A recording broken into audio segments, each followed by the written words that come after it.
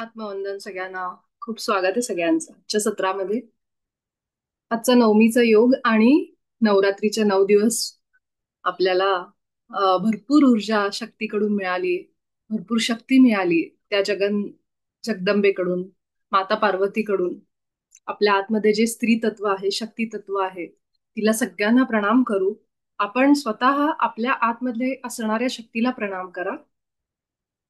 Thank you म्हणा की तुझ्या आपल्या प्रत्येकाच्या आतमध्ये जे स्त्री तत्व आहे, पुरुष असेल स्त्री असेल, प्रत्येकाच्या आतमध्ये स्त्री तत्व आहे, शक्तीचं तत्व आहे, ज्याच्यामुळे आपल्याला हे सगळे गुण मिळतात.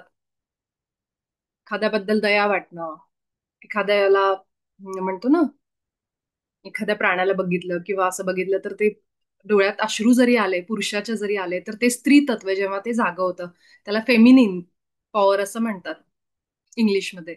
आणि मस्क्युलिन म्हणजे पुरुष तत्व. पुरुष तत्व म्हणजे कसं, की आजकाल स्त्रिया सुद्धा कशा कणखर होऊन स्वतःहून डिसिजन घेणं, घरामध्ये निर्णय घेणं. आपण जर बघितलं तर आपला इतिहास जर खरं बघितला तर आपला सनातन धर्म इतका मॉडर्न आपण म्हणू शकतो खरंच, की अभिमान वाटावा आपल्या अशा धर्माचा. असा आपला धर्म की जिथं अगदी सनातन प्राचीन काळामध्ये स्त्रियांकडे सगळे निर्णय घेण्याची शक्ती असायची. आणि घरातली स्त्री ही निर्णय घ्यायची त्या काळामध्ये. आता आपण दुसऱ्या धर्माशी तुलना करायची नाही, पण आपल्या धर्मामध्ये स्त्रियांना खूप स्वातंत्र्य होतं पूर्वी.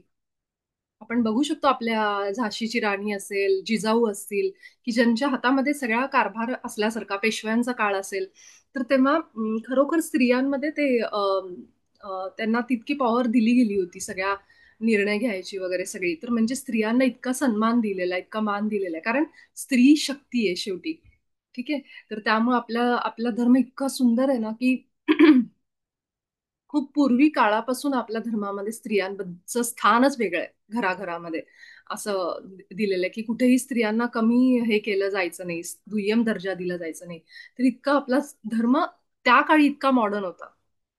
एक एक पूर्वीच्या गोष्टी वाचल्या तर असं वाटतं बापरे, की म्हणजे किती त्या काळामध्ये म्हणजे देवी महात्म्य वाचताना कळतं, की जेव्हा कुठलाही असूर यायचा, कुठलंही संकट यायचं, तेव्हा हे सगळे देव एकत्र व्हायचे आणि ते ते शक्तीची आराधना करायचे. तिला अळवायचे की आमच्याच्यानी होत नाहीये आता देवी, हे तूच जे संकट आहे तूच हरण कर आता त्याचं.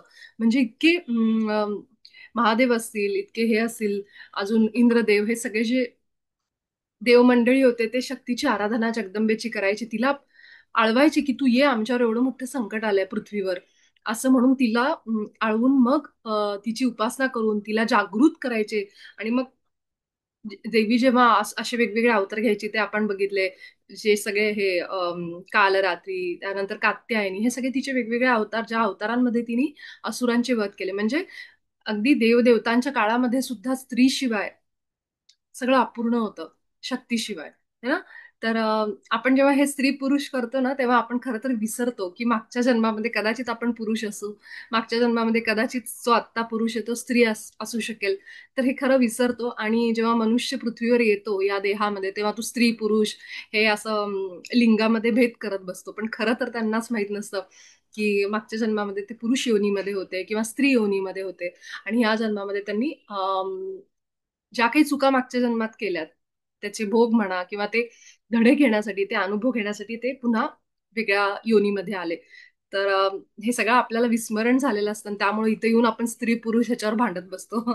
पण जेव्हा हे पुस्तक आपण वाचतो तेव्हा मला ते खूप आश्चर्य वाटायचे की आपण, म्हणजे मी माझ्या काळामध्ये किती वेळा असं हे सगळं म्हणजे काय म्हणू शकतो ऑफिसमध्ये जे पॉलिटिक्स व्हायचं किंवा हे, तर ते असं सगळं आठवायचं की किती ह्या गोष्टींसाठी. पण खरं बघायला गेलं तर कुणालाच माहित नाही की आपला मागचा जन्म स्त्रीचा होता की पुरुषाचा होता. तर फक्त देह आपण बदलतो, पण हा जी आतमध्ये चेतना आहे, जो जीव आपल्या आतमध्ये आहे, तो वेगवेगळ्या देहामध्ये जातो. पण जो आत्मा आहे तो एकच असतो सगळ्यांचा. त्यामुळं हे थोडंसं आपल्याला गमतीशीर वाटू शकतं जेव्हा आपण ह्या गोष्टींवर इथं बोलतो या समाजामध्ये. पण त्यातल्या त्यात मी म्हणेन की आपल्या धर्मामध्ये खूपच आपण प्राचीन काळी सुद्धा आपण खूप नव्या विचारांचे आपली संस्कृती होती, ज्याला आपण हिंदू संस्कृती, हिंद संस्कृती म्हणतो ती. तर आज 9वा दिवस आहे, उद्या दसरा. आणि मला फक्त आजचं सेशन सुरू करण्याआधी सांगायचंय की मी कदाचित उद्यापासून म्हणजे अ, उद्याचं सेशन होईल का नाही मला माहित नाही. पण 2 तारखेपासून ते 11 तारखेपर्यंत आपलं सत्र होऊ शकत नाही. त्यातही जर मला वेळ मिळाला समजा, तर नक्की आपण सत्र घेत जाऊ. पण बहुतेक तर नाही होणार आहे.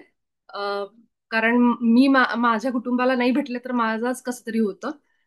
पण मी हे सांगायचं तुम्हाला विसरले इतके दिवस आणि मग म्हणून मला आज सगळ्यांना सांगावं. तर उद्या रात्री पण होईल का नाही सांगू शकत नाही. तशी मी ग्रुपवर अनाउन्समेंट करेन आणि म्हणूनच की काय, हे इतके दिवस पेंडिंग असलेलं जे रेकॉर्डिंग आहे ध्यानाचं, ते मला आत्ता काल परवा घडलं. मी रोज विचार करायचे की मला आज रेकॉर्डिंग करायचंय, ध्यानाचं रेकॉर्डिंग करायचंय.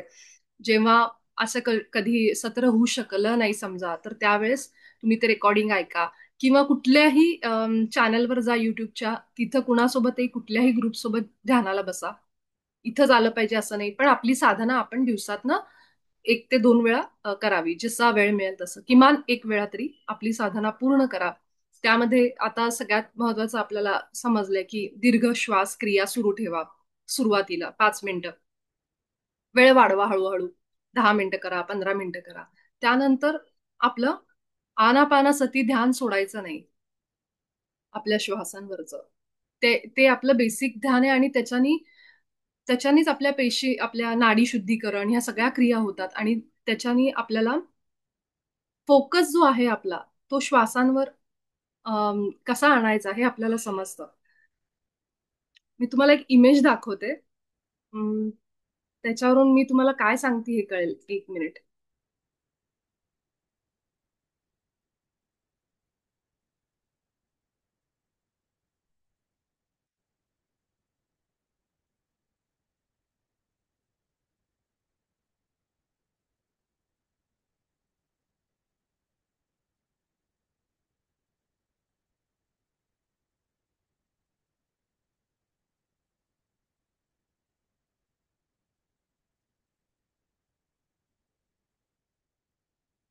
हा.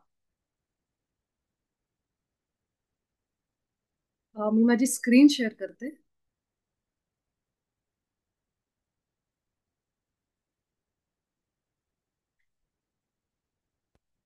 दिसतीये स्क्रीन सगळ्यांना? ह्याच्यामध्ये ना ही इमेज बघा.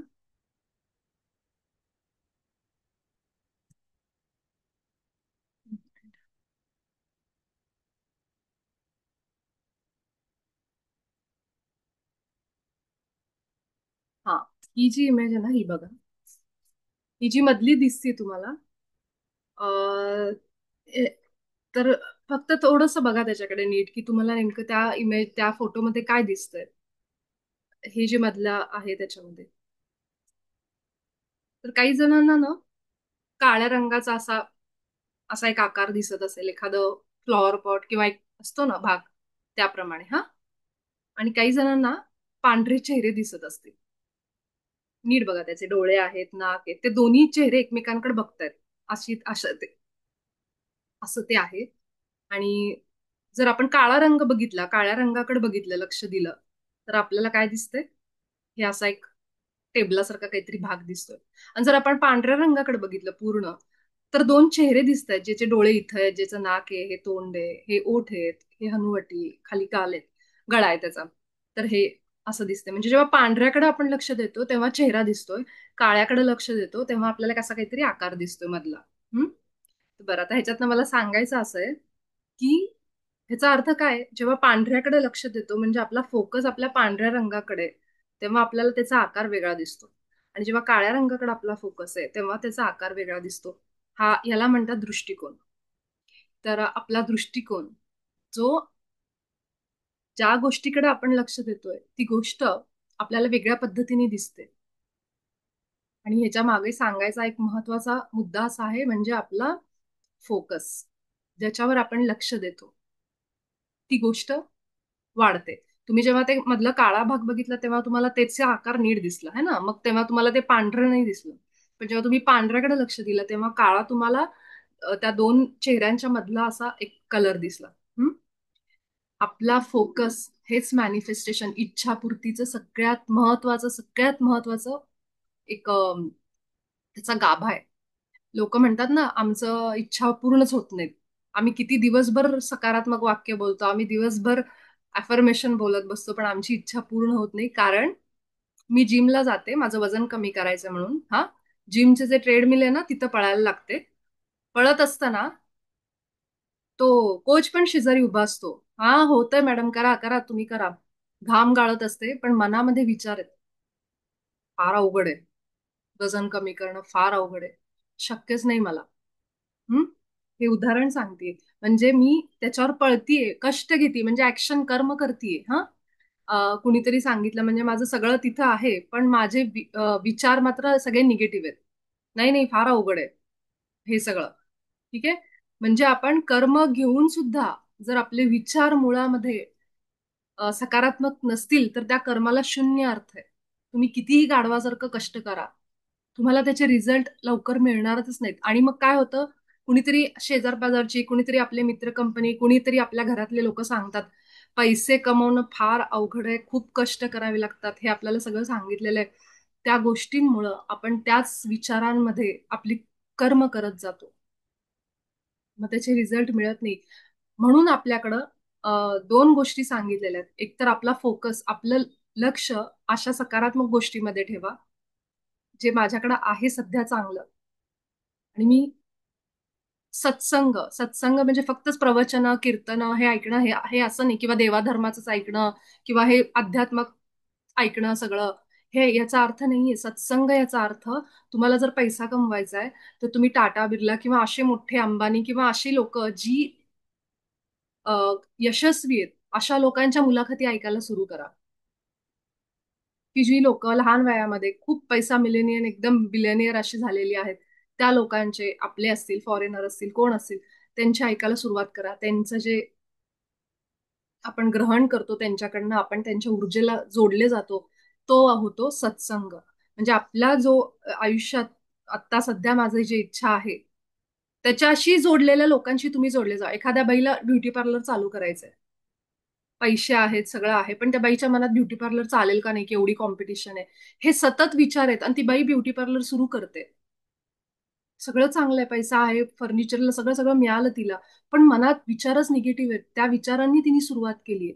तिचं पार्लर कसं चालेल, कारण तिची जी ऊर्जा आहे की कुणी येणार नाही माझ्याकडे, आजूबाजूला एवढे पार्लर आहेत आणि मला नीट जमलं नाही तर काय, हे अशा निगेटिव्ह विचारांनी तिचे जे कस्टमर दोन चार येतील, ते सुद्धा तिला शिव्या घालून जातील की काय केलं त्या बहिणी म्हणून. ठीक आहे. तर आपणच ही सगळी ऊर्जा, आपल्या आयुष्यात येणारी माणसं आपणच खेचतो, लक्षात ठेवा. हा एकदम निसर्गाचा नियम आहे. त्यामुळे आपल्या बाबतीत जर काही अशा गोष्टी घडल्या ज्याचा आपल्याला खूप राग आला, तर विचार करा थोडंसं, मी काय नकारात्मक विचारांनी ह्याची सुरुवात केली होती, म्हणून ही अशा घटना माझ्याबरोबर घडल्या. कधी कधी टेस्टिंग म्हणून आपल्यासोबत असं होतं, पण प्रत्येक वेळेस होतच नाही. तेव्हा आपण अशा आपल्या ऊर्जेनी, विचारांनीच ती लोक आपल्या आयुष्यात खेचतो. तर म्हणून मग तुम्हाला पार्लर टाकायचं ना, मग अशी पार्लरवाली बाई, जिचं युट्यूबवर काही चॅनल आहे, काही आहे, तिला फॉलो करा, तिचं ऐका, तिचे विचार काय सांगते ऐका. तुम्हाला नाही पटलं तरी नुसतं ऐका, तिच्या संघामध्ये राहा. तो तुमच्यासाठी सत्संग झाला. तुमची जी इच्छा आहे, तुमचं जे हेतू आहे, त्या हेतूसाठी तुम्ही त्या माणसांना गाठा जे त्याच्यामध्ये यशस्वी झालेत. तो झाला सत्संग. तुम्हाला विचार चांगले ठेवायचे, खूप निगेटिव्ह विचार येतात, बाबा मला माझ्यावर काम करायचंय, मग तुम्ही दिवसातले जास्तीत जास्त वेळ बी के शिवानी झाले, किंवा असे जे गुरु आहेत, सद्गुरू, किंवा हे कोणी असतील, जसं सुषमामाईचं आहे, त्यांचे व्हिडिओ ऐका. मग तुम्हाला अंतःकरण शुद्धी झाल्याचं जाणवेल. 4 दिवस तुम्ही त्या वातावरणात, कुणाच्या तरी वेगळ्या वातावरणात जा, सगळं ते आपलं कमी झालेलं आपल्याला जाणवेल. परत राग येईल. आणि आपण कसे असतो, पेंड्युलम प्रमाणे असतो, एकदा छान विचारांमध्ये, एकदा असे, म्हणजे आपण सारखे असे असे होत असतो, जे की अगदी साहजिक आहे. त्याच्यात काही चुकीचं नाहीये की आपल्याला मध्येच चांगले विचार आहेत, इतकं मन शुद्ध झाल्यासारखं वाटतं. थोडा वेळ काही झालं की पुन्हा आपण त्या असे कुणाचा राग, कुणाचा द्वेष, कुणाचा ह्याच्यामध्ये जातो. त्यामुळे आपण जोपर्यंत स्थिरता येत नाही आपल्या आयुष्यात, तोपर्यंत आपण हे सतत सत्संग ऐकणं, म्हणजे अशा गोष्टी कानावर पडू देणं, हे महत्वाचं आहे. नाहीतर आपण त्याच्यातनं जर बाजूला झालो आणि चार लोकांमध्ये जाऊन बसलो, जे तुम्हाला सगळं निगेटिव्ह आहे, काय नाही होत ध्यान करून, काय नाही होत रेकी करून, फालतूगिरी आहे, अफर्मेशन काम करत नाहीत असं जर बोलणारी लोक असतील आणि आपण त्यांच्यात जाऊन सारखं बसू तर आपल्याला असं वाटेल मी इतके दिवस सगळे वेस्ट घातले ध्यानामध्ये, रेकीमध्ये, काय उपयोग झाला नाही. पण तेच तुम्ही जर अशा ग्रुपमध्ये गेलात तर तिथं तुम्हाला जाणवेल हा मी किती छान म्हणजे माझ्यावर काम तरी करतेय. तर ही सगळी एनर्जी, जसे आपले विचार तसं आपलं आयुष्य. आणि हे ब्रह्मांड जे आहे, ज्याला आपण युनिव्हर्स म्हणतो किंवा परमात्मा म्हणतो किंवा जी सुप्रीम पॉवर जी आपण म्हणतो किंवा आपले देव जे कोणी, त्यांना आपले विचार कळतात की आपली एनर्जी आता कशी आहे. त्याच्यावर ते चालतं. तुम्ही त्यांना लाख सांगा, नाही मला हे नकोय, मला नकोय, मला वांग हे ते बटाटा नाही आवडत, त्यांना नाही कळत ते. तर आपली जशी एनर्जी आहे, आपले जसे विचार आहेत, तीच एनर्जी आपण आपल्याकडे अट्रॅक्ट करतो. त्यामुळे त्या लोकांचे आपल्या युट्यूबवर न्यूज बघणं टाळा. न्यूज बघून तुम्ही एखाद्या घरचं नकारात्मक काही ऐकलं, तर तुम्ही ते नकळत सगळं स्वतःकडे घेत राहता. हे सगळं पॉलिटिक्स आणि हे. तर माझं असं वैयक्तिक मत आहे, की न्यूज बघणं टाळा. अशा गोष्टींपासून लांब राहा. कारण ती नकारात्मकता इतकी भरली आहे, की ते न्यूज ऐकून असं वाटेल, की कसल्या घाण जगात राहतो आपण. कसलं आपलं देश आणि काय देशातली लोकं आहेत आणि किती इथं सगळीकडे धोका आणि हे आणि ते आणि किती वाईट गोष्टी घडतात आजूबाजूला आणि अशा जगात मी राहते म्हणल्यावर त्या माणसाला किती भीती वाटेल. म्हणजे असं होतं, की हे सगळं ऐकून आजूबाजूचं. त्यामुळं जे आपल्याला पाहिजे ते ऐका, ते वाचा, ते बघा आणि त्या लोकांच्या संगतीत राहा. तुम्हाला श्रीमंत व्हायचे, श्रीमंत लोकांचे विचार ऐका. खरंच.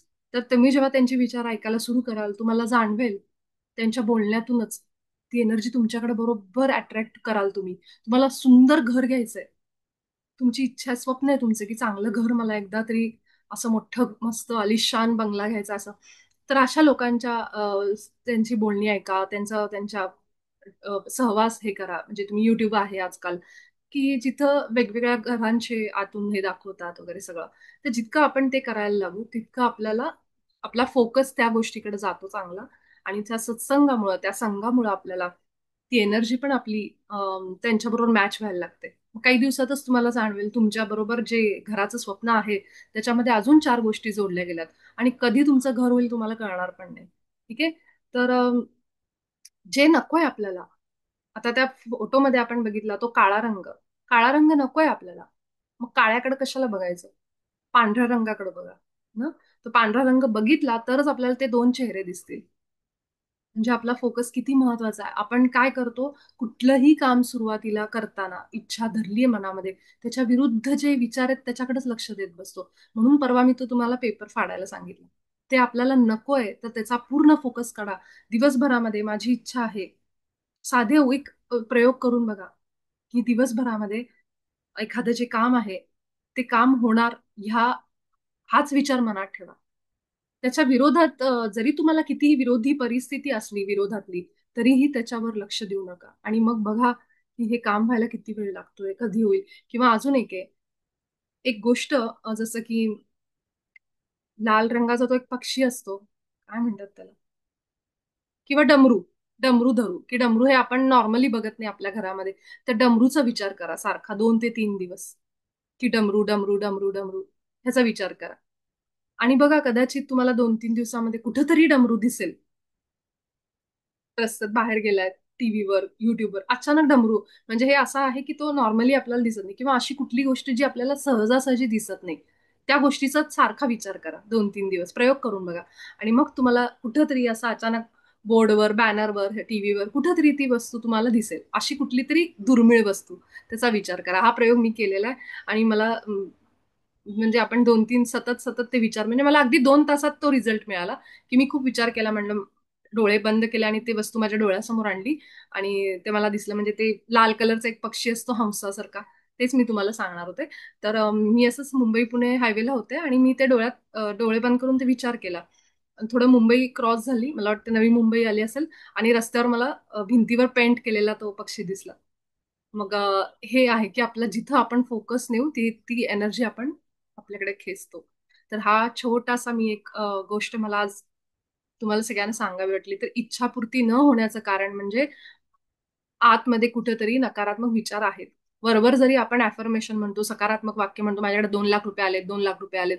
मनात खूप खोलवर चालू आहे. कसे येणार? कसे येणार? है ना? तर हे आपण टाळायचं. जे ₹2,00,000 आलेत ना, हा विचार पाहिजे ना महिन्याला ₹2,00,000 आलेत, तर पूर्णपणे त्याच्यावर फोकस ठेवा, की 2 लाख रुपये आलेत, मला मेसेज आलाय. हे सगळं आपण जितकं जितकं डिटेलमध्ये आतमध्ये खोलमध्ये जाऊन त्याचं करू, तितकं आपल्याला त्याचा रिझल्ट जाणवेल. तर आपण ह्याच नोटवर आपलं आजचं सत्र सुरू करू.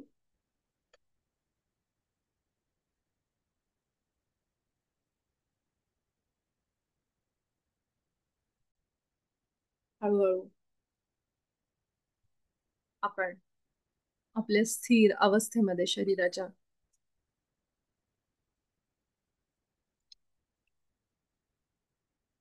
आपल्या शरीराला स्थिर करून आपल्या पाठीचा मणका ताठ ठेवा.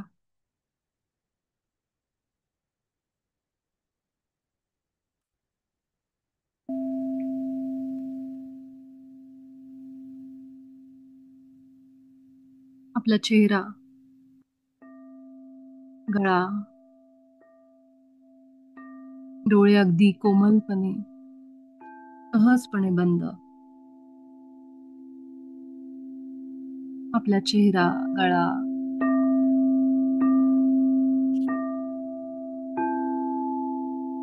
अगदी सैल, शिथिल.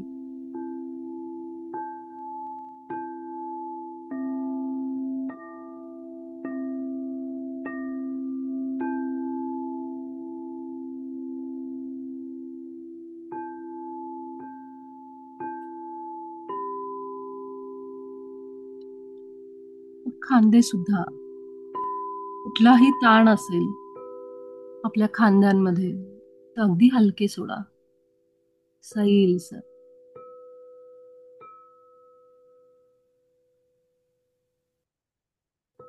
आपलं पोट, छाती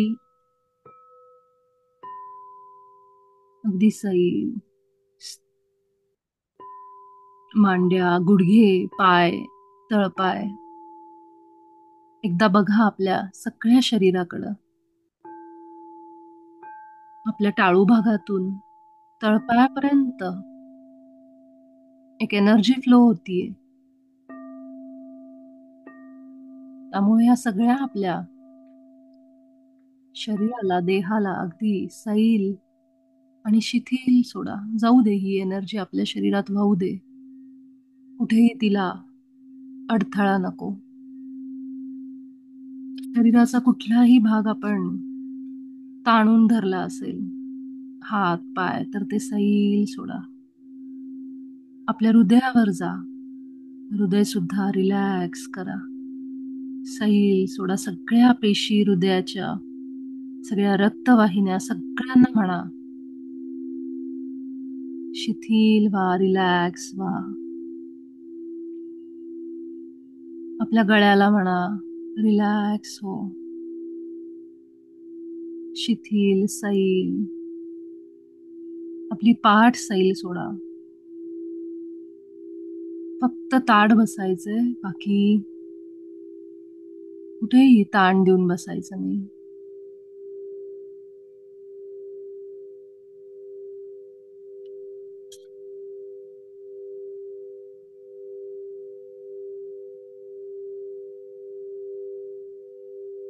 आता आपण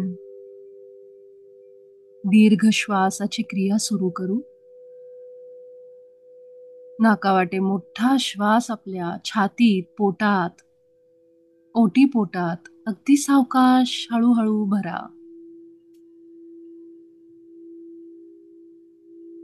छाती फुलवून, पोट फुलवून जितकं हवा आपल्याला आत घेता येते आणि तोंडावाटे हळूहळू ही हवा बाहेर सोडा.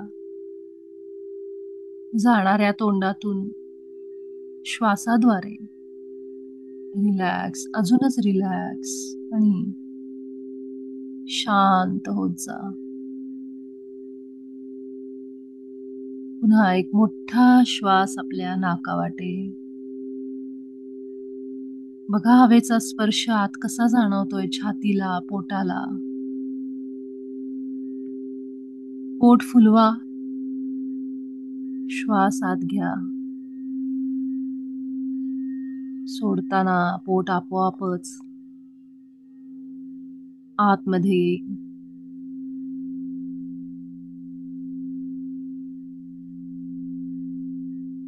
ह्या पद्धतीने आता नाकाद्वारे श्वास आत घेऊन पुन्हा नाकातूनच सोडा, किंवा ज्यांना तोंडाने सोयीस्कर वाटतं त्यांनी तोंडाने श्वास सोडा. पण हवा मात्र आपल्या ओटीपोटात हळूहळू मूलाधारापर्यंत आत गेली पाहिजे.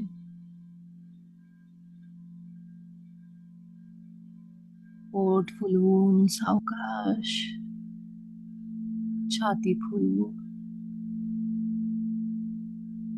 ते ताणून ओढून असं करायचं नाही. सहजपणे श्वास असा आत आला पाहिजे. इतकी सुंदर रचना आपल्या या शरीरामध्ये हवेसाठी ठेवलेली ही जागा, श्वास नलिका, छोट्याशा या नळीतून आपला जीव राहण्यासाठी केलेली ही सोय, श्वास आहेत तोपर्यंत जीव आहे. हळूहळू श्वास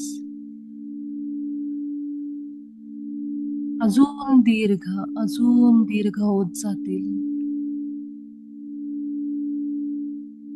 पोट, छाती फुलवून भरून मावेल तितकी हवा. पुढची 3 मिनिटं आपण हीच क्रिया अगदी सावकाश अनुभव करत, जाणीवपूर्वक, जागृतीने करू.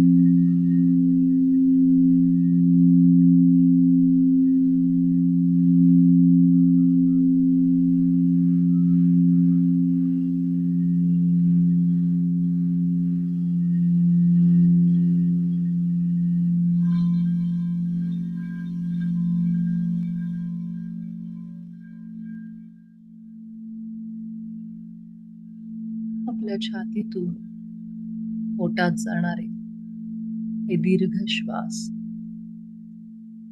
लक्ष देऊन अनुभव करा.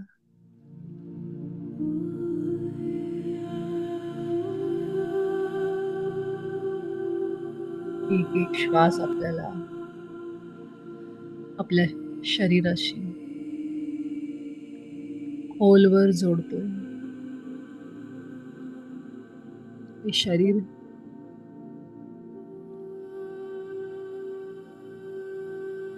ज्याच्यामध्ये हा जीव राहतोय, पण आपण आपल्या शरीराला कधी बोलायचा प्रयत्न केला नाही. या दीर्घ श्वासांद्वारे आपण खोल शरीरात उतरतोय, शरीराच्या बुडापर्यंत.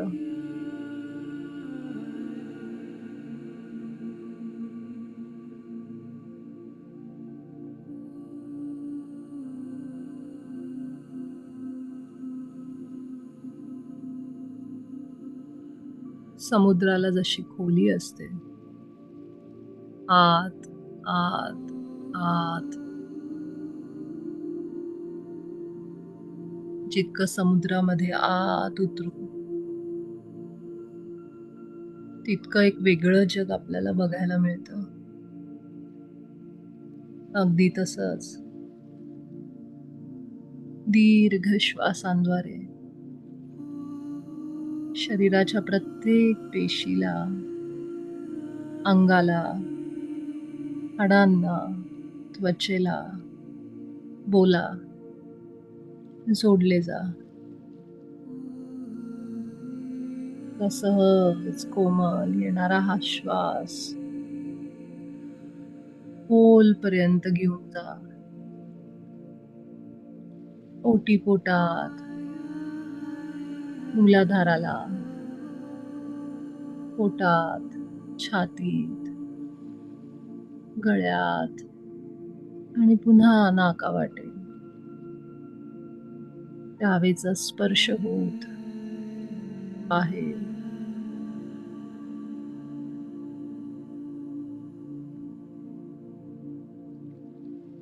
आपल्या पाठीपर्यंत हे श्वास जाऊ दे.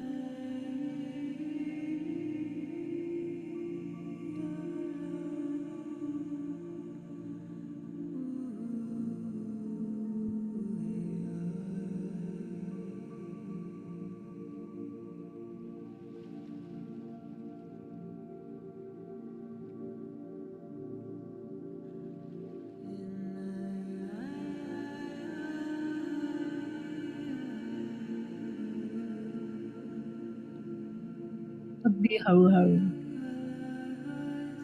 आपल्या नॉर्मल श्वासांवर या, किंवा ज्यांना दीर्घ श्वास घ्यायची ही क्रिया सुरू ठेवण्याची इच्छा आहे ते तेही करू शकतात.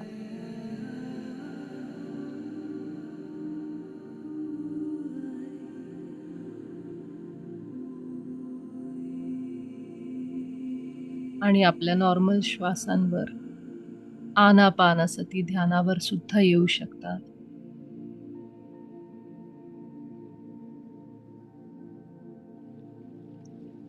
जे श्वास येत आहेत जात आहेत केवळ त्यांना बघा, लक्ष द्या.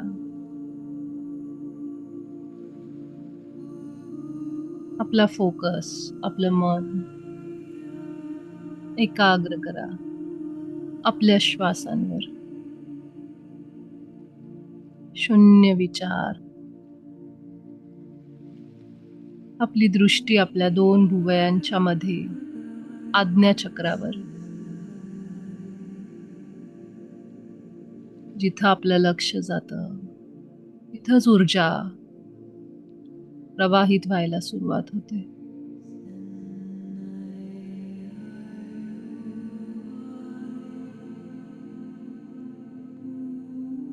पूर्ण शून्य मन करून प्रयत्न करा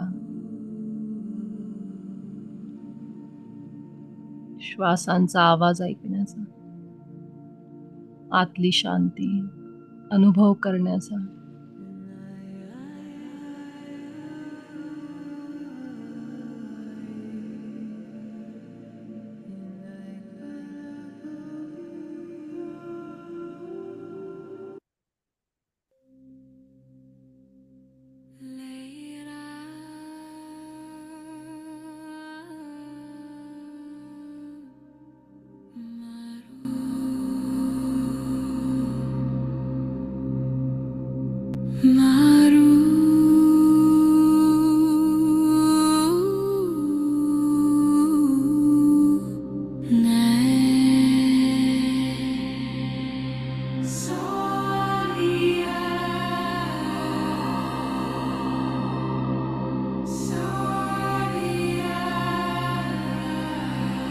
Tanaya,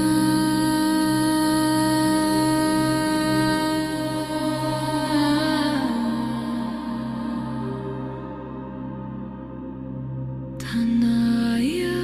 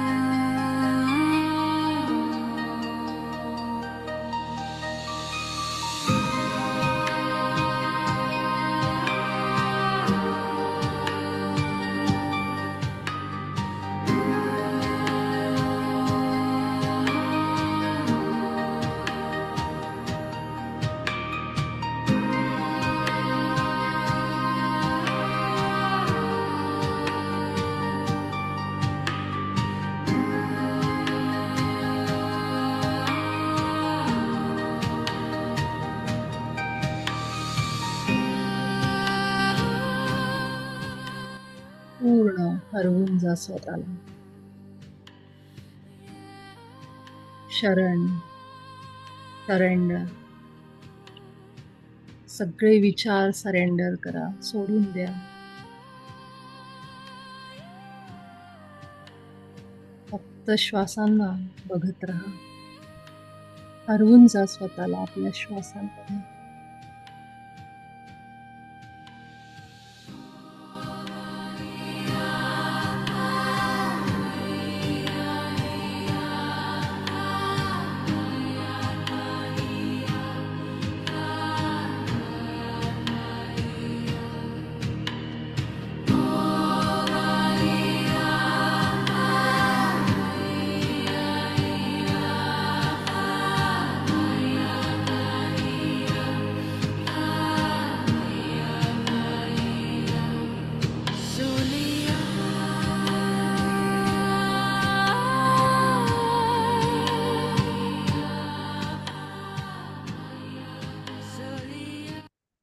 हळूहळू आपण आपल्या परतीच्या प्रवासाकडे येऊ.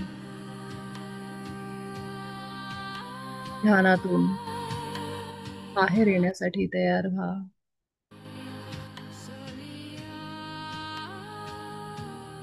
ज्यांना अजून थोड्या वेळ सत्रात बसायची इच्छा आहे ते करू शकतात.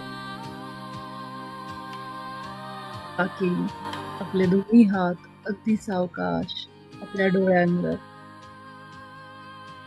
5, 4, 3, 2